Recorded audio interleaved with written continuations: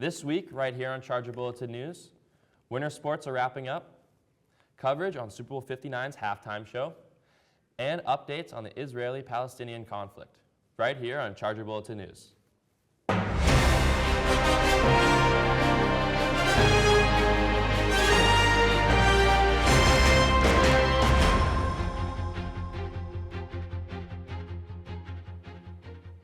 Welcome back to another episode of Charger Bulletin News. I'm Hayden Leach. And I'm Michael Crowley. Let's get right into this week's stories.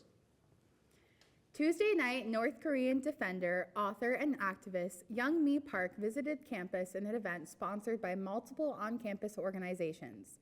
These included the university's College Republicans, Young America's Foundation, Yankee Institute, and the Liberty Initiative, which is directed by the university's own John Rosen. Park has become known for her conservative activism, having appeared on the Joe Rogan podcast and as a guest on a talk show hosted by political commentator and pundit Candace Owens. This free event took place in the Bucknell Theater on Tuesday at 7. Park went on to tell the story of her escape from North Korea to China in 2007 and discuss the oppression faced by those in North Korea and her concerns about the state of the Western world today. The entrance to the event was guarded with 2 layers of security, which may be a result of discontent many students expressed online upon hearing the news of her arrival to the school last month. Last month, some students took to social media to criticize the school's decision of letting her speak on campus, citing her political views and inconsistencies in her previous public appearances in which she told her story. These inconsistencies have been attributed to her language skills and imperfect memory, with her autobiography's co-author claiming Park was the victim of North Korean smear campaign.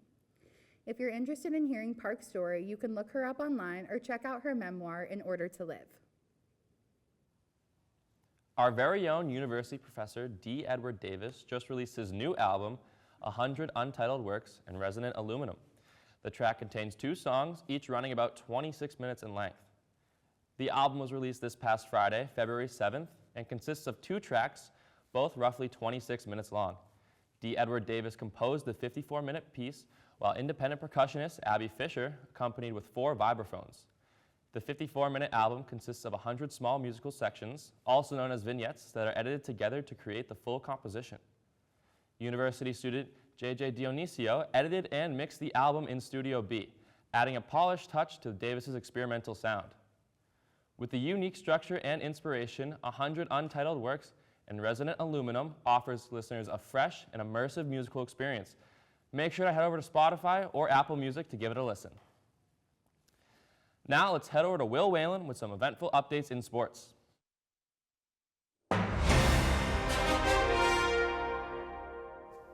Thanks, Michael. I'm Will Whalen, and welcome back to the Charger Sports Report.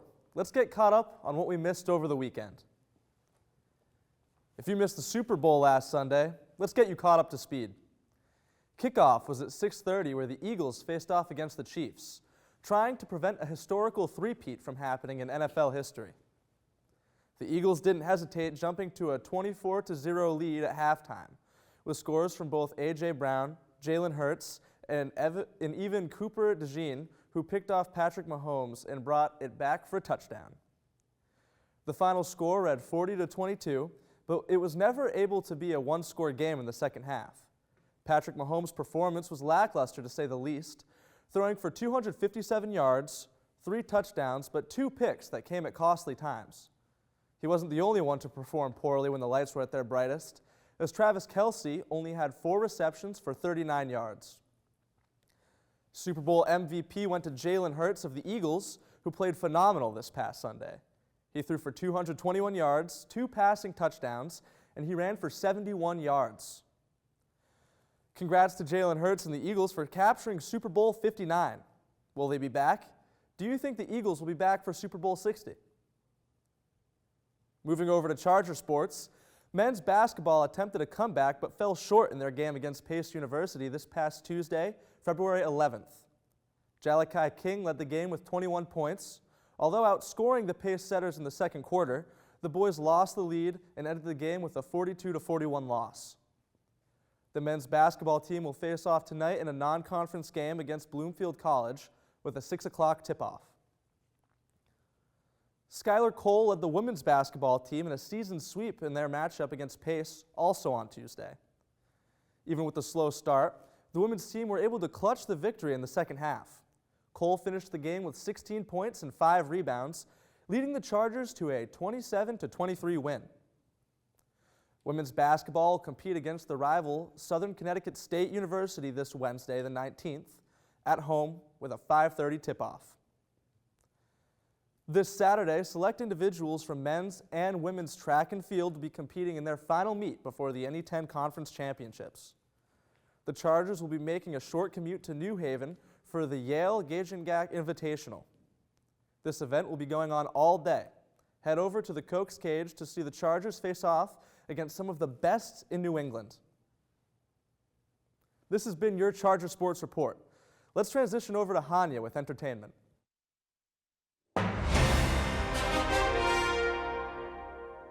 Thanks, Will. Welcome back. I'm Hanya Paral. Let's get caught up to speed with all things entertainment.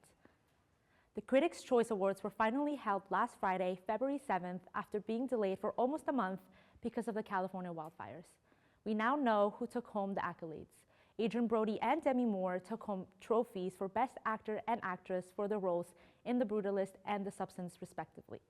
Brody's acceptance speech was one of gratitude, stating, quote, "I've been doing this since I was 12, so I know very clearly that these moments are far and far between in an actor's life, and I do not take this for granted," end quote. Emilia Perez won Best Foreign Language Film and Best Supporting Actress for Zoe Saldana's role as Rita Mora Castro, and Honora won Best Picture after a string of losses at the Golden Globes. On the television side of the event, Hacks took home plenty of awards in the comedy section, including Best Comedy and Lead Actress in a Comedy. Both Colin Farrell and Kristen Milioti won Best Actor and Actress in a Limited Series or TV Show. Hit TV show Shogun won big in the drama categories, taking home every award but Best Actress, which went to Kathy Bates for Matlock. All in all, it was a very eventful year at the Critics' Choice Awards, and we can't wait to see what 2026 brings us in the world of media.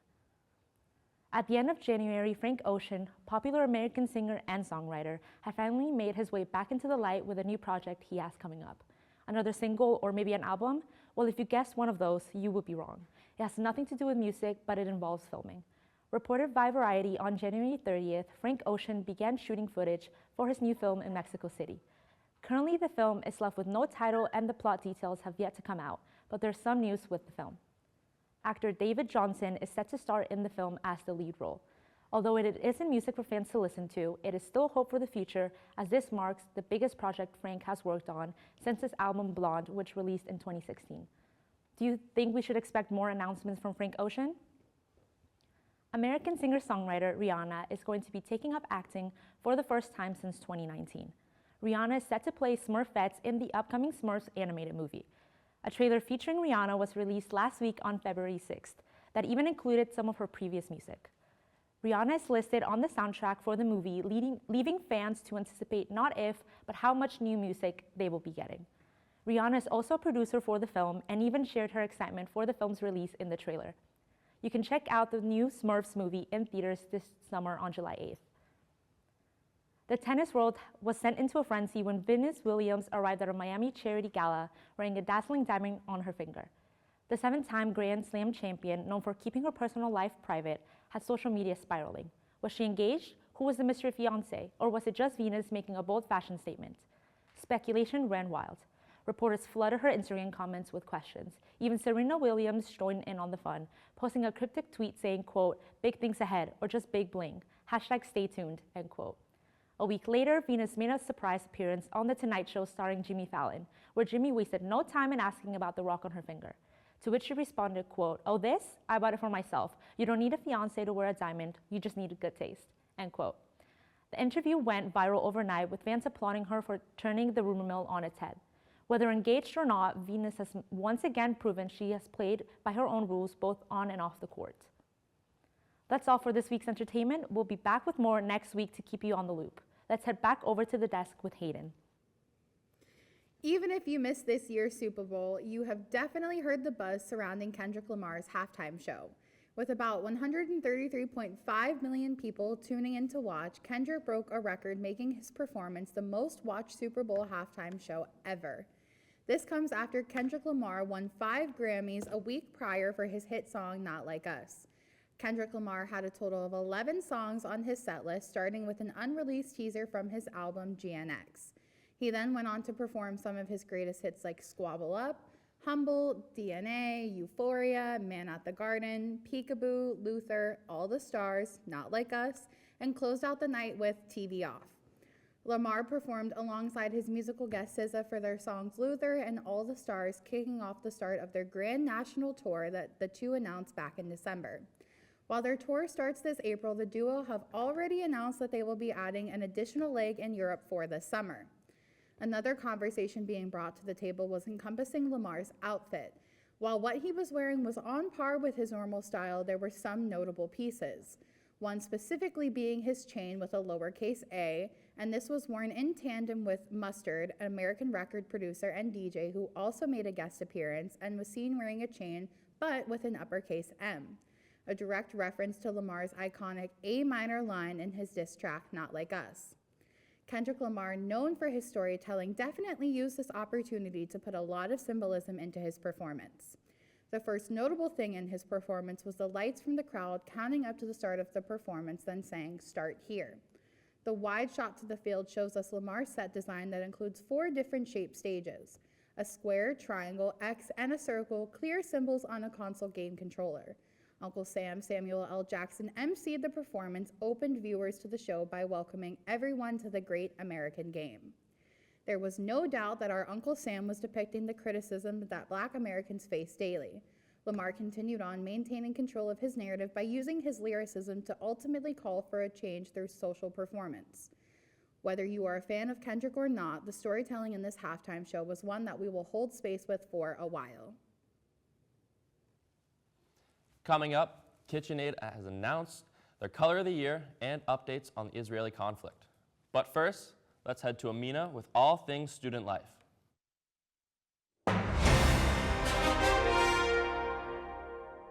Welcome to Student Life.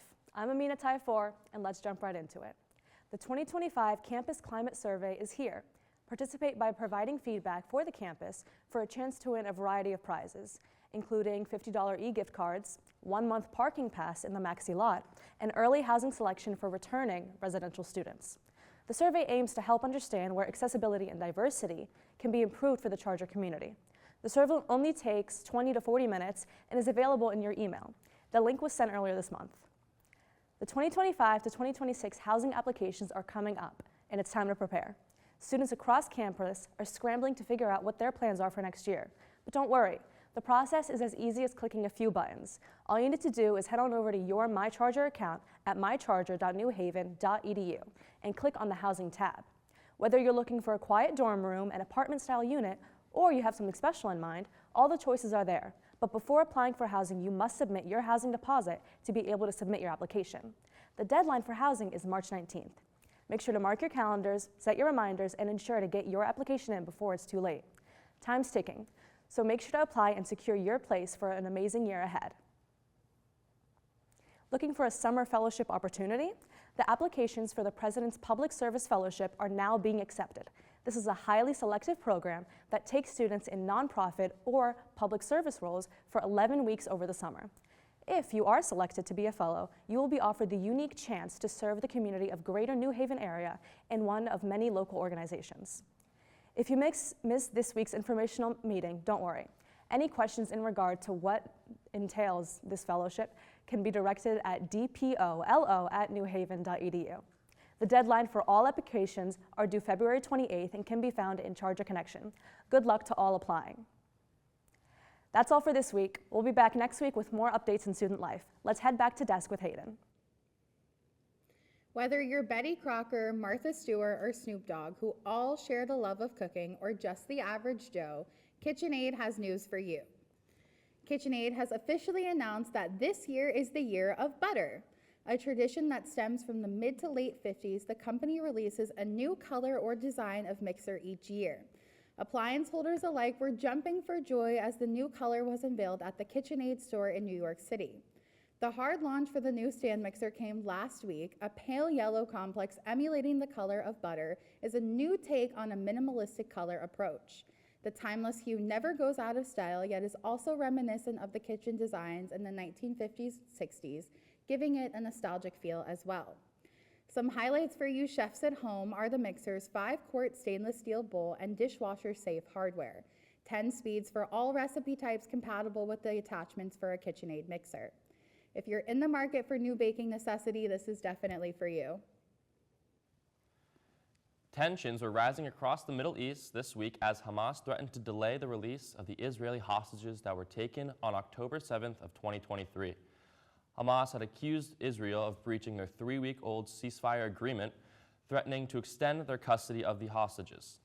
This ceasefire agreement was put only into effect last month, consisting of an exchange of Israeli hostages for Palestinian prisoners.